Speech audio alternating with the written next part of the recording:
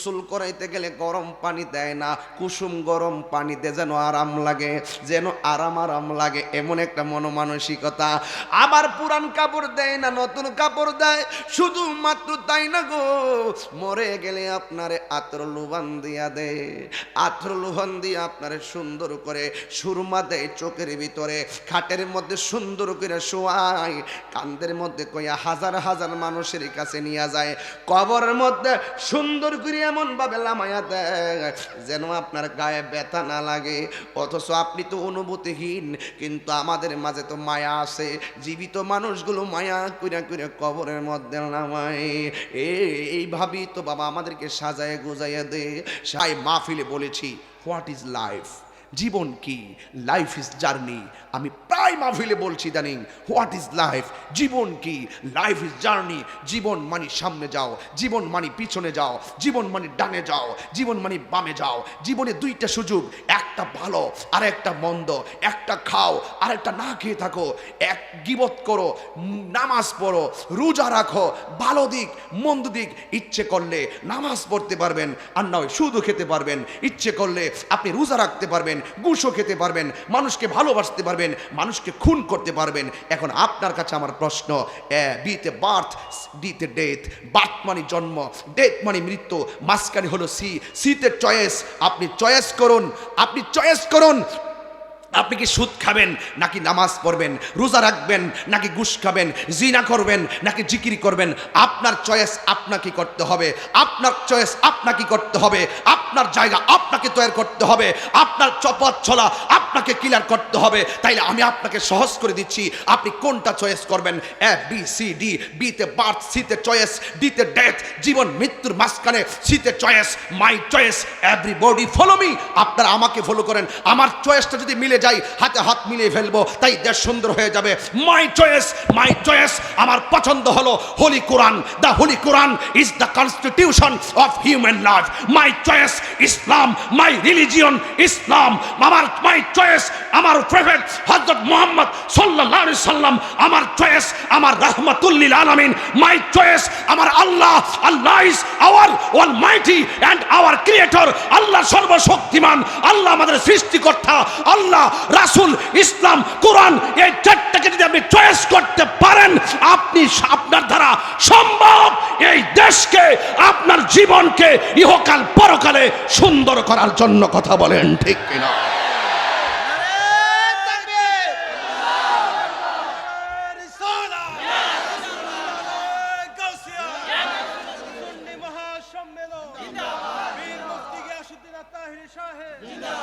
আপনারা কি আমার সঙ্গে একমত?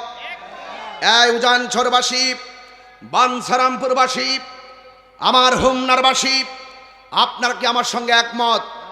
জবান খুলে বলুন, আসল ঘরের নাম কি, বিল্ডিং না কবর? আরো বড় করে বলুন, একদম দিলটা নরম করে বলুন। এই কবরে যাওয়ার আগে কি আজরাইল আপনার বাড়িতে আসছিল? আসছিল, আসছিল। আপনার দাদা যাওয়ার আগে কি কবরে আপনার বাড়িতে আজরাইল আসে নাই? আপনার বাবা যাওয়ার আগে কি আজরাইল আসে নাই? তার মানে হলো আজরাইল আমার বাড়ি ছেলে, আজরাইল আমার বাড়ি। আহা, এই আজরাইল এসে আপনার উজানচরে ঢুকলো, এত সুন্দর ঘরে ঢুকলো, দরজাটা একদম চিপা, কিন্তু আজরাইল তো অনেক বড়, যার এক মুষ্টি মাটি সমান সমান 70 মণ। এক মুষ্টি মাটি সমান সমান 70 মণ। তাহলে এত বড় আজরাইল ছোট্ট ঘরে ঢুকলো কেমনে? যার মাথায় 7 সমুদ্র 13 নদীর পানি দিলেও 1 ফোঁটা পানি জমিনে পড়বে না, এত বড় আজরাইলটা ঢুকলো কেমনে রে ভাই? তার মানে উত্তর একটাই, আল্লাহ ইচ্ছা করলে পারে, আল্লাহ ইচ্ছে করলে পারে। এই যে একটা প্যান্ডেল করলেন আপনারা, আমার কথা কষ্ট হচ্ছে আপনাদের? আমার ওয়াজ লাগে না, কথা বললেই চলে। ওয়াজ বহুত করছি, এখন ঘটনার দরকার না, এখন চেতনার দরকার। ওয়াজ এখন শুনবো, এখনই পরিবর্তন হতে হবে। ও কালকে যাইয়া বৈশা বৈশা ওয়াজ শুননা ঘটনা উড়াই দিলাম, এগুলো আর চলবে না। এখন নগদ কাজ করতে হবে, জীবন অনেক অল্প। কথা বলেন ঠিক না বেঠিক? এই যে আপনি প্যান্ডেলটা করছেন, অনেক খুঁটি লাগে নাই? এই প্যান্ডেলটা ছড়াই দেন তো একটু, আসমানে তাকান তো, কোন খুঁটি আছে? ও এই খুঁটিহীন নীলাকাশ ভুবন মাঝে তুমি কুদরতি ইশারায় রেখেছ, ওগো আল্লাহ শুকর তোমার, আমাকে যে মুসলিম করেছ, ওগো আল্লাহ শুকর তোমার, আমাকে যে মুসলিম করেছ। ভাইরা আমার, বলতে চেয়েছিলাম ওই কথাটাই, যে একটা খুঁটিও আল্লাহ ব্যবহার করে নাই। এত সুন্দর আসমানটা বানাইছে কার লাইগারি বাবা? আমাদের জন্য। এর দ্বারা প্রমাণ হয় আমরা বান্দারা দুনিয়াতে আসবো, আল্লাহর লাভটা কি? বান্দা দুনিয়াতে আসবে, চলবে ফিরবে, আল্লাহর লাভ কি? আল্লাহকে আমি প্রেম নিয়ে সাজাইছি, সব এই পৃথিবীটা প্রেমে সাজাইছি। আল্লাহ রাব্বুল আলামিন বলেন, الذي خلق سبع سماوات طباقا। আল্লাহ রাব্বুল আলামিন হলো তিনি যিনি আসমানটাকে 7টা স্তরে সৃষ্টি করেছেন। একটা আসমান থেকে আরেকটা আসমানে যাইতে 500 বছরের রাস্তা। এত বিশাল বড় আসমান বানাইলো, কিন্তু আমার আল্লাহ এই আসমানটা বানাইতে যাই একটা খুঁটিরও প্রয়োজন হয় নাই। জবান খুলে বলে এই নিখুঁত কারিগরের নাম কি? আর বড় করে বলেন না, কে? বান্দা দুনিয়ার মধ্যে চলবে, ওয়াজালনা নাহারা মাশা, এই দুনিয়াতে বান্দা চলবে। আমার আল্লাহ আসমানের মধ্যে তিনি একটা সূর্য লাগাইয়া দিছে। সাধারণত একটু মেঘে ঢেকে গেলে আলোটা হারিয়ে যায়। বান্দা রাতের বেলা ঘুমাবে, চাঁদের গায়ে একটা কালো দাগ দিয়েছে, এমন ভাবে আলোটারে স্নিগ্ধ করে দিয়েছে, আমরা রাতের বেলা ঘুমাইলে আলোতে কোনো সমস্যা হয় না। সুবহানাল্লাহ বলবেন না? কার জন্য করছে এগুলা? আমাদের জন্য। আমাদের রব কে? আল্লাহ। আমার যুবক ভাইরা, আমার মুরব্বী মামাটিরা গো, অনুরোধ করে বলে দিয়ে যায়, কথাগুলোকে উড়ন্ত ভাবে ফেলে দিবেন না। আমি আস্তে আস্তে খুব ডিপলি জায়গায় ঢুকবো। আমার ডানে তাকান, আমার বামে তাকান, দেখবেন আমার আল্লাহ সবুজ গাছ দিয়া কেমনে সাজাইছে। গাছ, আম গাছে তাকাইলে, আমের পাতার দিকে তাকাইলে কেউ আম গাছকে জাম গাছ বলবে না, পাতা দেখলে বোঝা যায় গাছটা কি গাছ। কলা গাছ দেখলে কেউ নারিকেল গাছ বলবে না, কলা গাছের পাতা দেখলেই বোঝা যায় গাছটা কি গাছ। তাল গাছ দেখলে কেউ জাম গাছ বলবে না, তাল গাছের পাতা দেখলে তাল গাছ চিনে ফেলে। বন্ধুরে, মানুষ দেখলে দেখেন, একটু তাকায় দেখেন, আমার দিকে তাকান, ওনারও নাক আছে, আমারও নাক আছে, আমার মিতারও নাক আছে, আরেকজনের কান আছে, সব আছে। মানলাম একটার লোক একটা মিলে না, দেখতে তো দেখা যায় একই রকমের। এই জন্য আমি বাহিরের স্ট্রাকচার বাদ দিয়া দিলাম, কিন্তু একটা জায়গায় আমার সঙ্গে একমত হবেন, এখানে হাজার হাজার মানুষ, আমার মনে হয় মা বোন এতগুলা হবে পর্দার আড়ালে, এর চাইতে বেশি হবে। হাজার হাজার মানুষ একটা কণ্ঠের সঙ্গে একটা কণ্ঠ মিলে না গো। কেমন বাঁশি আল্লাহ বানাইছে, মানুষের কণ্ঠের বাঁশি। তাই তো আমার রবকে ভালোবাসি। এই জন্য আল্লাহ আমাদেরকে সুখে রাখলেও খুশি, দুঃখে রাখলেও খুশি। হাজার হাজার মানুষ একটা কণ্ঠের সঙ্গে একটা কণ্ঠ মিলে না, হ্যালো বললে বুঝা ফেলায় এটা মানিক মিয়ার কল। হ্যালো বললে বুঝে ফেলাই এটা আব্দুর রহমানের কল। বন্ধু বন্ধুরে মোবাইলে কণ্ঠের মাধ্যমে চিনে ফেলে। কথা বলেন ঠিক কিনা? এত সুন্দর সৃষ্টি, ওই রবের না সিংহা যদি দুনিয়াদারির প্রেমে পাগল হইয়া যাও, আল্লাহ বলে বান্দারি আমি আল্লাহ দিয়া পরীক্ষা করবো, না দিয়াও পরীক্ষা করবো। وَلَنَبْلُوَنَّكُمْ بِشَيْءٍ مِّنَ الْخَوْفِ وَالْجُوعِ وَنَقْصٍ مِّنَ الْأَمْوَالِ وَالْأَنفُسِ وَالثَّمَرَاتِ وَبَشِّرِ الصَّابِرِينَ।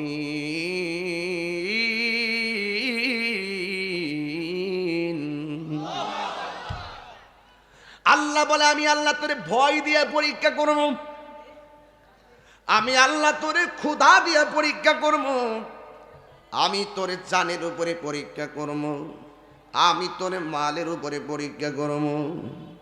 ও বান্দা, তুমি যদি সব পরীক্ষায় ধৈর্য ধারণ করতে পারো, আল্লাহ বলে আমি তো জান্নাত বানাইছি ধৈর্যশীলদের জন্যই। এই ধৈর্য এমন একটা গুণ, ধৈর্য যদি আপনার থাকে আপনার জীবনের সফলতা অটোমেটিকলি চলে আসবে। আর আপনার মধ্যে যদি হিংসা থাকে, রিয়া থাকে, অহংকার থাকে, আর যদি অধৈর্য হয়ে যান, তাইলে আপনি লক্ষ্যস্থল থেকে লক্ষ্যভ্রষ্ট হয়ে যাবেন। বন্ধুরে আমার, গত 4 দিন আগে আমি একটা লাশের গোসল দিছি নিজের হাতে। এই লাশটার আমি কাফন পরাইছি নিজের হাতে। এই লাশটার জানাজার ইমামতি করছি আমি নিজে। লাশটার কবরের মধ্যে মাটি দিলাম। গোসল করানোর সময় তার উজু করাইলাম, খিলাল করাইলাম, ডান পাশে ধুইলাম, বাম পাশে ধুইলাম, এমনভাবে তার শোয়ার থেকে উঠাইয়া বৈশা পেটের মধ্যে চাপ দিলাম কোনো নাপাক বের হয় কিনা, এমনভাবে আমি গোসলটা করাইলাম। ও বন্ধু রে, ও বন্ধু, আমি তার চোখের মধ্যে সুরমা লাগাইয়া দিলাম, তার শরীরের মধ্যে আতর ছিটাইয়া দিলাম। এইভাবে আমি তার বিদায় দিয়ে দিলাম একটা ঘরের জন্য। এই বিদায়টা আপনারও দিবে, এই বিদায়টা আমারও দিবে, এই বিদায়টা আপনার বাবারও দিয়েছেন, এই বিদায়টা আপনার দাদারও দিয়েছেন। এই জন্যই তো আল্লাহ বলছে আল্লাযীনা ইযা আসাবাতহুম মুসিবা ক্বালু ইন্না লিল্লাহি ওয়া ইন্না ইলাইহি রাজিউন।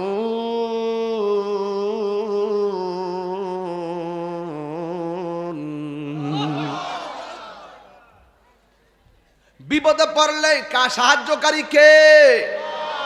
বিপদে পড়লে সাহায্যকারী কে?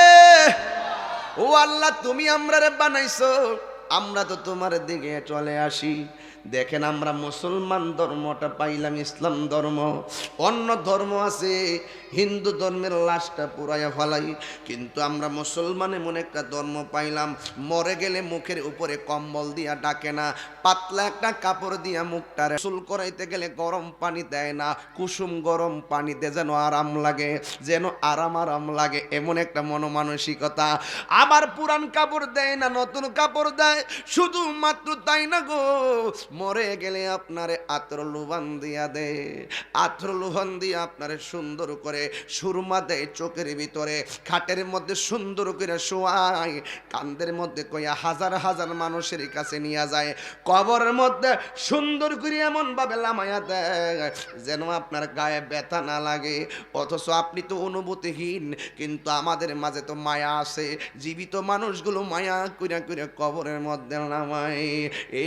এইভাবেই তো বাবা আমাদেরকে সাজায় গুজাইয়া দে, সাজিয়ে গুজিয়ে দে মোরে সজনী তোরা, সাজিয়ে গুজিয়ে দে মোরে, একটু কর না বা, সাজিয়ে গুজিয়ে দে মোরে সজনী তোরা, সাজিয়ে গুজিয়ে দে মোরে। বড়ই পাতার গরম জলে শুয়াইয়া মশারির তলে, বড়ই পাতার গরম জলে,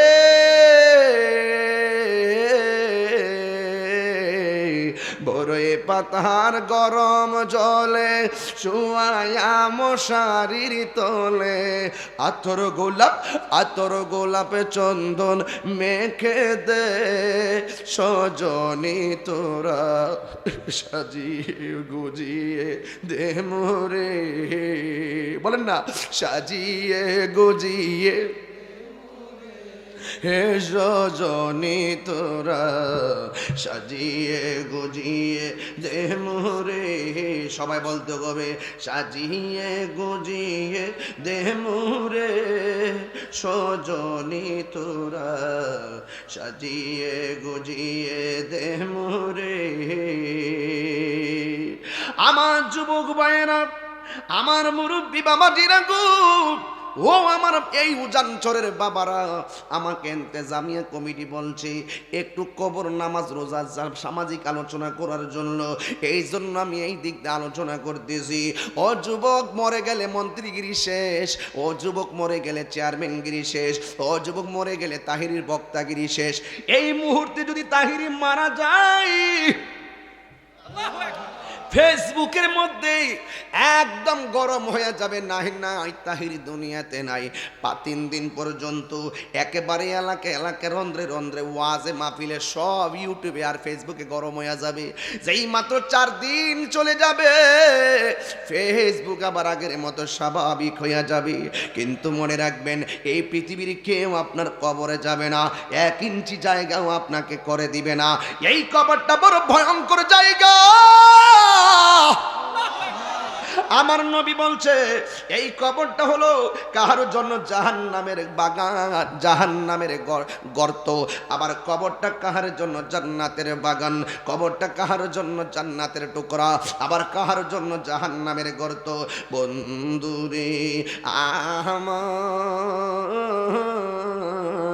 এই কবরে যাওয়ার আগে আল্লাহর ওয়াস্তে একটু নামাজি হইয়া যান। এখন প্রশ্ন করে, হুজুর নামাজের কথা কেন বললেন? কমিটির আমার বলছে বলার জন্য তাই বলছি, কিন্তু কবর আযাবের সঙ্গে রিলেটেড আলোচনা। আমার নবী, আপনার নবী বলেন, বেনামাজি হইয়া যদি তুমি কবরে যাইবা, ওই কবরের ভিতরে 3টা শাস্তি শুরু হয়ে যাবে। এর মধ্যে একটা শাস্তি হলো, ওই কবরের মাটি 2 কান্দা তোমারে চাপা মারবো, এমন ভাবে তোমারে চাপা মারবো, ডান পাশের হাড্ডিগুলো বাম পাশের হাড্ডির ভিতরে ঢুকে যাবে, আর ডান পাশের হাড্ডিগুলো বাম পাশের হাড্ডির ভিতরে ঢুকে যাবে। ও বন্ধু, ও যুবক ভাইরা আমার, আপনার আমার কবরের আপন আর কেউ হবে না। এই জন্য আমার নবী, আপনার নবী বলেন, বেনামাজি হইয়া কবরে গেলে তোমার চতুর্দিকে তোমাকে মাটিগুলা চাপা মারবে। আমার নবী বলে, তুমি এমন যদি একটা চিৎকার মারবা গো,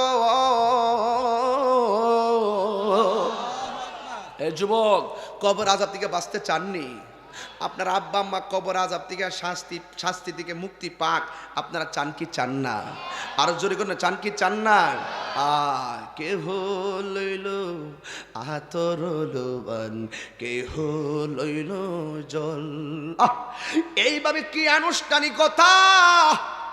চতুর্দিকে মশারি টানাইয়া আমারে গোসল দিয়া দিব।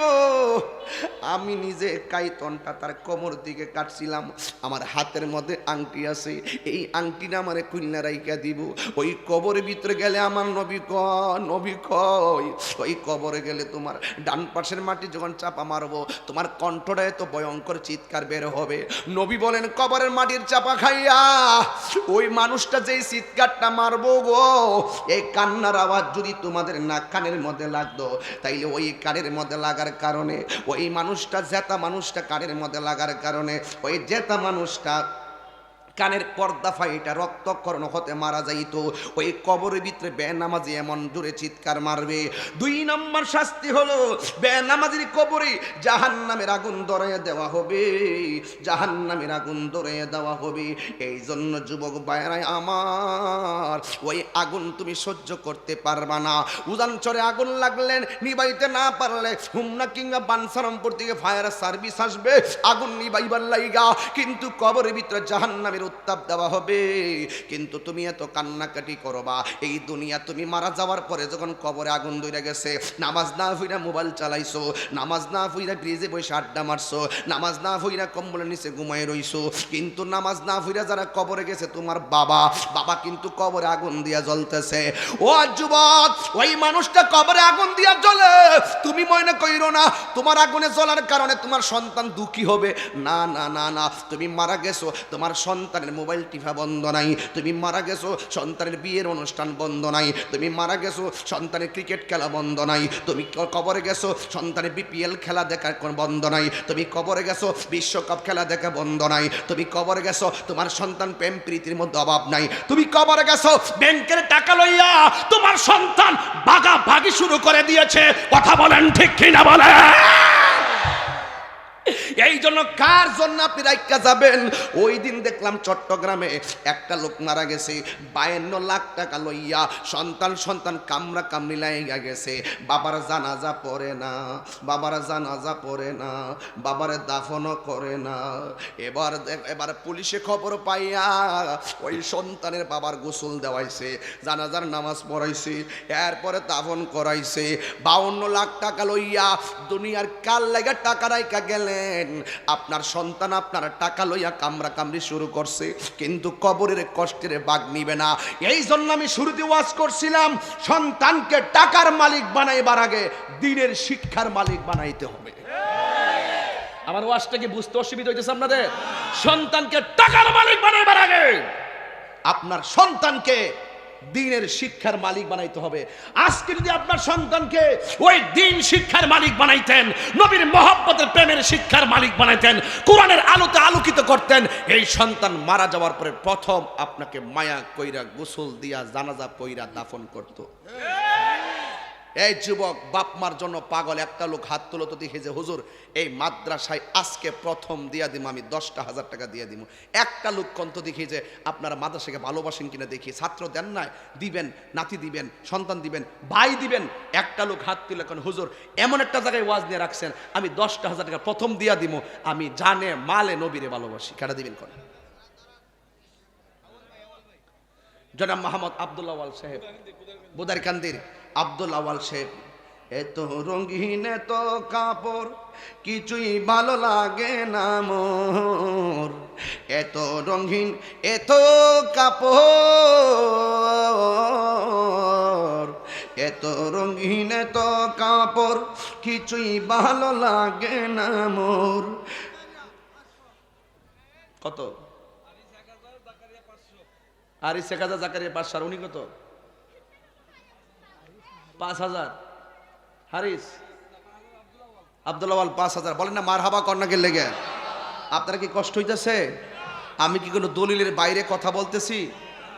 যুবক ভাইয়ের আমার মাদ্রাসাটা টিকে গেলে, আমি মরে গেলে গাও, এই আমার মিতা গেলে গাও, এই প্রতিষ্ঠান থাকলে আজীবন আপনার ছেলেরা সেই আলোতে আলোকিত হবে ইনশাআল্লাহ।